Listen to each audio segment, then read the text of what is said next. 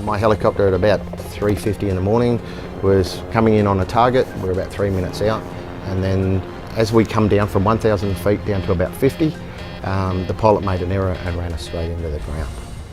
4 fatalities, 3 Australian, 1 American, and then multiple injuries. Everybody pretty much got a broken neck or a broken back sort of thing. Okay, we're here at the Ovolo Hotel down at Woolloomooloo. Peter Rudland's here with me. You've got this show business stuff down pat, don't you? Sometimes.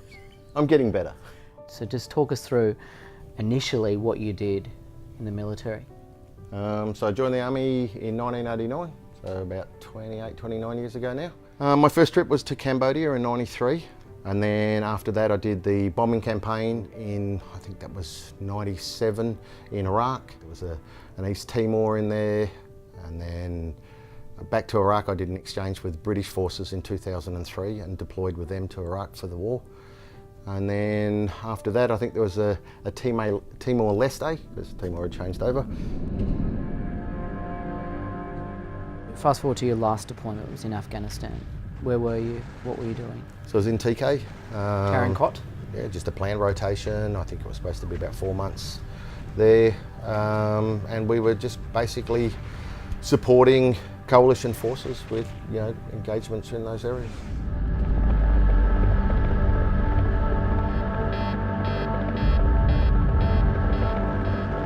So the chopper fell out of the sky?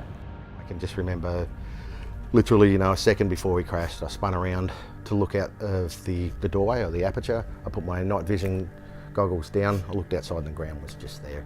And we literally crashed a millisecond later. And then I can remember, and these memories are so vague as well. I remember laying on the ground, it was all dusty and sort of half sitting up.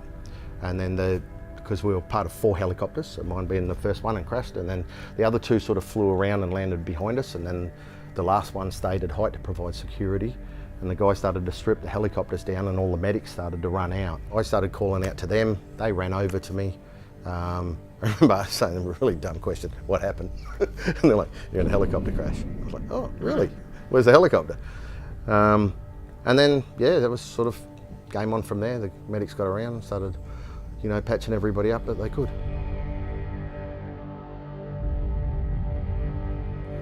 I got ankle injury to the right leg. I broke the right leg below the knee. My rifle embedded in my leg. I broke my pelvis, most of the ribs on the right side, all of my lumbar and thoracic in multiple locations, and I'm fused spinal. I broke the right arm, the right side of my face, so eye socket, cheekbone, and the nose. Bit of damage to the kidney, liver, and then on the other side, I broke the kneecap on the left side. Lost all the cartilage on the shoulders. I think I thought initially the Taliban had got me, but I'm going, this doesn't make any sense. I'm in hospital, it's clean and all this sort of stuff. And there was just so many weird stuff going on in my head. So my first thought was, that's it, I'm out of here. So I pulled all the tubes out, and I mean all the tubes out, not real good. And then I fell out of the bed, and then I started sort of trying to crawl down a hallway, and I couldn't work out why, nothing was working. There was immense pain everywhere. And then a nurse screamed, and then a doctor yelled out, don't touch him. And he just came over and said, good night, little fella. Syringe in the back, and I went to sleep. And then I woke up, a couple of days later. Did they tell you then about the fatalities? Yeah. So they had the conversation with me, but because I had a brain injury, I believed that everything I was being told wasn't true. When your mind wasn't working like you wanted it to and like you thought it should, how did you feel? So this is a weird one. I started to believe that if I'd killed myself, I would wake up. And I suppose that was the really, really weird one. I thought it was all like a weird dream. So if I was able to kill myself, then everything would just go back to being normal. I'd be back in Afghanistan and everything would be the way that it should be. When did it really hit you? I think it probably happened in stages. And I think with a little bit, I started to get a little bit more control over what was actually happening in my mind. I think I just sort of got it in time.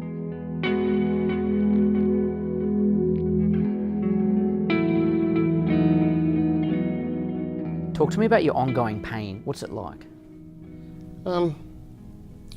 It sort of has its moments. It can be different, you know, like some days I can just wake up and I have so much pain and I don't want to do anything, you know, regardless of where I try to put my headspace. You know, other days, you know, I can wake up being totally fine, and then as the day wears on, you know, like I get more and more pain. I sort of learnt to live with that because I have that every day. It's not like, you know, like I wake up and, you know, my day is just awesome and I have no pain and you know, life's great. I have pain every day. At different times in the day, but I have obligations, you know, like I'm a father, I'm a husband. You know, I sort of just assess where it's at, and I try to get past the pain stuff without doing meds as well. You know, like I don't want to end up one of these dudes who's just on, you know, opiates the rest of my life. Pain Australia provide options for alternatives as well. So those alternatives, you know, again, are, you know, looking at the way that you see your injuries, looking at the way you see your pain, looking at the things that can cause more pain. You know, by doing all of those little things, you don't need to be taking, you know, large amounts of opiates, which are, you know, they're harmful for you. So learning about how to deal with your injury and looking at the steps to take.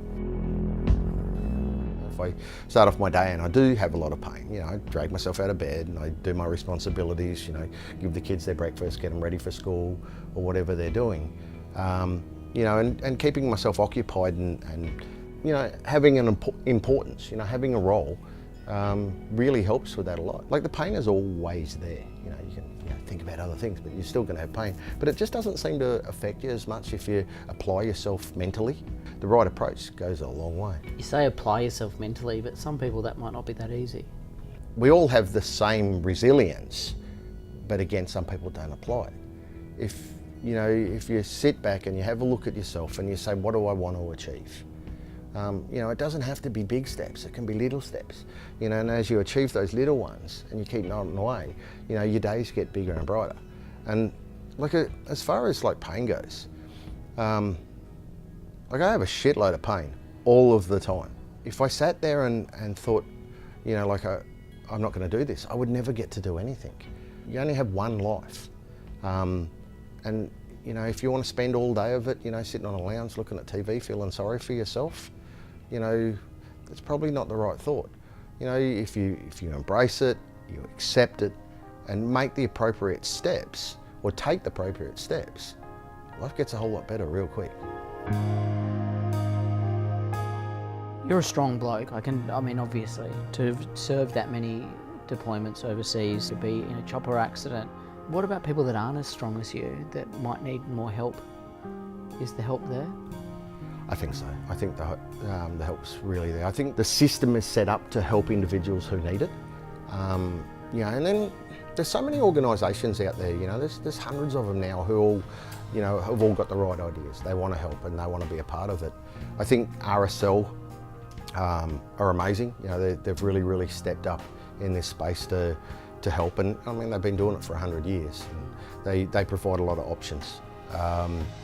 Legacy will always be outstanding. You know, they always do a hell of a lot. You have lived an extraordinary life, but I know from people that I know that serve in the military that they've struggled to admit when they've had to ask for help. Yeah, I get that, but I think that we're changing a little bit now, and I think that so many people are very forward to say, how you doing? You know, are you okay? You know, there's so many things out there, and again, you know, organisations that are in this space trying to help. Gone are the days where, you know, people are, you know, harden up, get over it, you know, that's all gone. You know, guys are out there, you know, you're all right. If you're not, say something.